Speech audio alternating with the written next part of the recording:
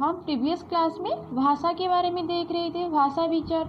तो भाषा हमारे क्या था, भाषा का मीनिंग जो हम प्रकट करना चाहते हैं, जो हमारे मन में है और हमारे मन के बात किसी के सामने प्रकट करना चाहते हैं, तो किसके थ्रू हम प्रकट करेंगे, भाषा के थ्रू, कोई लैंग्वेज के थ्रू, चाहे लैंग्वेज हिंदी हो, इंग्लिश हो, संस्कृत हो या और कुछ हो।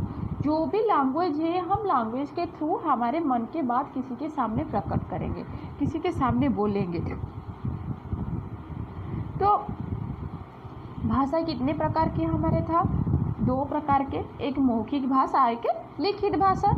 क्योंकि पहले जो सांकेतिक भाषा था, सांकेतिक भाषा जब हम यूज कर रहे थे, संकेत में कुछ इशारा करके किसी को कुछ बोल रहे थे, तो हमारे सामने वाला का क्या होता था, कुछ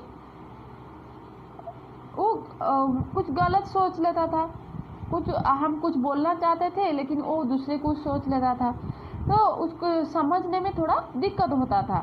इसीलिए हम लिखित भाषा का प्रयोग किए या मौखिक भाषा का प्रयोग किए। चलो हम देखते हैं, बिना लिपि में हम तो नहीं लिख सकते, हर लैंग्वेज का लिपि अलग अलग है, ठीक है, हर लैंग्वेज का लिपि अलग अलग है, हम बिना लिपि में तो हम नहीं लिख सकते हैं। चलो देखते हैं लिपि क्या है। देखो, भाषा को लिखने हेतु चिन्ह को व्यवस्था लिपि कहते हैं। जब हम भाषा को लिखते हैं, कोई भी लैंग्वेज को लिखते हैं, तो इंग्लिश लैंग्वेज जब लिखते हैं, हम लैटिन लैंग्वेज में लिखते हैं तो उसका अलग है, जब हिंदी लिखते हैं वो भी अलग है, जब संस्कृत लिखेंगे वो भी अलग है। तो संस्कृत भाषा की लिपि है देवनागरी, ठीक है, संस्कृत भाषा का लिपि क्या है, देवनागरी। इसको आप लोग को याद रखना है, संस्कृत भाषा का जो लिपि है उसको देवनागरी कहा जाता है। तो हर लैंग्वेज का लिपि अलग अलग है, तो संस्कृत का जो लिपि है उसको देवनागरी कहा जाता है। तो हम समझ गए कि देवनागरी में हम लिखेंगे, लेकिन जब तक हम वर्णमाला नहीं सीखेंगे, हम लिखेंगे कैसे। जैसे हम इंग्लिश में कुछ लिखते हैं, बैट बॉल कुछ लिखते हैं, हम पहले ABCD सीखते हैं, जब तक हम ABCD नहीं सीखेंगे तो कैसे हम लिखेंगे। उसी प्रकार जब हम संस्कृत में वर्णमाला नहीं सीखेंगे तो बिना वर्णमाला में हम देवनागरी कैसे लिखेंगे। तो वर्णमाला के लिए देखो, वर्णमाला क्या है, वर्ण का व्यवस्थित या क्रमबद्ध रूप को वर्णमाला कहा जाता है। जैसे अ के बाद आ आएगा, क्रमबद्ध मीन्स सीरियली आएगा, अल्फाबेटिकली आएगा, क्रमबद्ध या व्यवस्थित। जैसे अ के बाद हम आ लिख सकते हैं, ना कि अ के बाद हम ई नहीं लिख सकते हैं। तो अ के बाद आ लिखना, आ के बाद ई लिखना, ये है क्रमबद्ध। क्रमबद्ध मतलब हम सीरियली लिखना है। तो वर्ण को जब हम व्यवस्थित रूप में या क्रमबद्ध रूप में लिखते हैं, उसको हम क्या कहते हैं, वर्णमाला कहते हैं, उसको हम वर्णमाला कहते हैं। तो वर्णमाला तो हो गया। हम उसके बाद जानेंगे लिंग, ठीक है, हम कहाँ हमको स्त्री का बोध होता है, कहाँ हमको पुरुष का बोध होता है। जब तक हम लिंग नहीं जानेंगे कैसे लिखेंगे, ठीक है। तो हम देखो लिंग क्या है, संस्कृत में 3 लिंग होता है, ठीक है, जैसे पुल्लिंग, स्त्रीलिंग एंड नपुंसकलिंग। तो संस्कृत में हमारे पास कितना लिंग है, 3 लिंग है, ठीक है, एक है पुल्लिंग है, एक स्त्रीलिंग है, एक नपुंसकलिंग है। पुल्लिंग किसको कहते हैं, जहाँ हमारे पुरुष का बोध होगा, ठीक है, जैसे बालक, बालक कहेंगे मतलब पुरुष का बोध हुआ। तो जहाँ हमारे पुरुष का बोध होगा वहाँ हमारे पुल्लिंग है।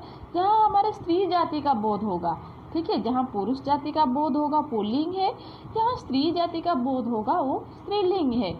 जहाँ ना पुरुष जाति का बोध होगा ना स्त्री जाति का बोध होगा, उसको हम क्या कहेंगे, नपुंसकलिंग कहेंगे, ठीक है।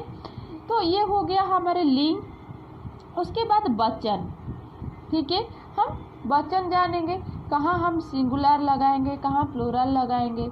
लेकिन संस्कृत में हमारे पास 3 वचन है, ठीक है, संस्कृत में हमारे पास 3 वचन है, एक है एक वचन, द्विवचन एंड बहुवचन, ठीक है बच्चों।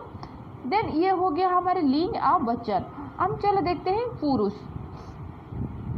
तो पुरुष क्या है, देखो, विचारों के आदान प्रदान, वक्ता, श्रोता और जिसके बारे में बात की जाती है, इन तीनों के बीच में होता है। अतः संस्कृत में भी 3 पुरुष होता है। देखो पुरुष किसको कहते हैं, हम क्या करते हैं जब हम किसी के साथ बात करते हैं तो वक्ता जो कहता है, वक्ता मतलब जो कहता है। सपोज मैं आप लोगों को पढ़ा रही हूँ, मतलब मैं वक्ता, क्योंकि मैं पढ़ा रही हूँ, मैं कह रही हूँ आपको। जो सुनता है उसको श्रोता कहते हैं, श्रोता, श्रोता। हाँ, जो हमारे बोलता है उसको वक्ता कहते हैं। जैसे मैं आप लोगों को पढ़ा रही हूँ, मैं वक्ता हो गई। श्रोता मीन्स जो सुनता है, आप लोग सुनते हैं, आप लोग श्रोता हो गए। और जिसके बारे में बात की जा रही है, इन तीनों के बीच होता है। और हम जिसके बारे में वो कहते हैं, हम किसके बारे में अभी कह रहे हैं, पुरुष के बारे में कह रहे हैं, या हम संस्कृत पढ़ा रहे हैं। तो जब हम बात करते हैं किसी के साथ, तो किसी के बारे में हम बात करते हैं, चाहे हमारे तबीयत के बारे में हो, चाहे तीसरे व्यक्ति के बारे में हो, किसी के बारे में बात करते हैं। जिसके बारे में हम बात करते हैं वो क्या हो जाता है, एक है वक्ता बोलता है, एक श्रोता सुनता है, और किसी के बारे में हम बात करते हैं की जाती है, तीनों के बीच में होता है। तो बातचीत क्या हो गया, एक कोई बोलेगा, कोई सुनेगा, और किसी के बारे में हम बोलेंगे। ये हो गया हमारे पुरुष। अतः संस्कृत में कितना पुरुष हो गया, 3 पुरुष, एक वक्ता, एक श्रोता, और जिसके बारे में हम बोलेंगे। तो देखो प्रथम पुरुष कौन है, जिसके बारे में हम बात करते हैं। ठीक है, हम बात करते हैं किसी के साथ, लेकिन दूसरे किसी के बारे में बात करते हैं। जिसके बारे में हम बात करते हैं उसको हम प्रथम पुरुष कहते हैं। लेकिन जो सुनता है वो है मध्यम पुरुष। मतलब आप लोग सुन रहे हैं मेरे बात, ये इसका मतलब ये है कि आप लोग हो गए मेरे मध्यम पुरुष। और जो वक्ता मतलब जो कहता है वो क्या है, वो उत्तम पुरुष है। मैं हो गई उत्तम पुरुष, क्योंकि मैं कहती हूँ आप लोगों को, मैं बोलती हूँ आप लोगों को, तो मैं हो गई उत्तम पुरुष या वक्ता। और मध्यम पुरुष श्रोता जो सुनता है। ठीक है, आप लोग हो गए मध्यम पुरुष। और प्रथम पुरुष कौन हो गया, हम जो पढ़ रहे हैं, अभी जो पढ़ाई कर रहे हैं, जो आप लोगों को बोल रही हूँ, वो हो गया हमारे पास प्रथम पुरुष। ठीक है बच्चों, ये हम आज क्या देखें, लिपि क्या है, वर्णमाला क्या है, लिंग क्या है, वचन क्या है, पुरुष क्या है। तो आप लोग अच्छी तरह से वीडियो देखो, और जहाँ समझ में नहीं आ रहा है मुझे पूछो।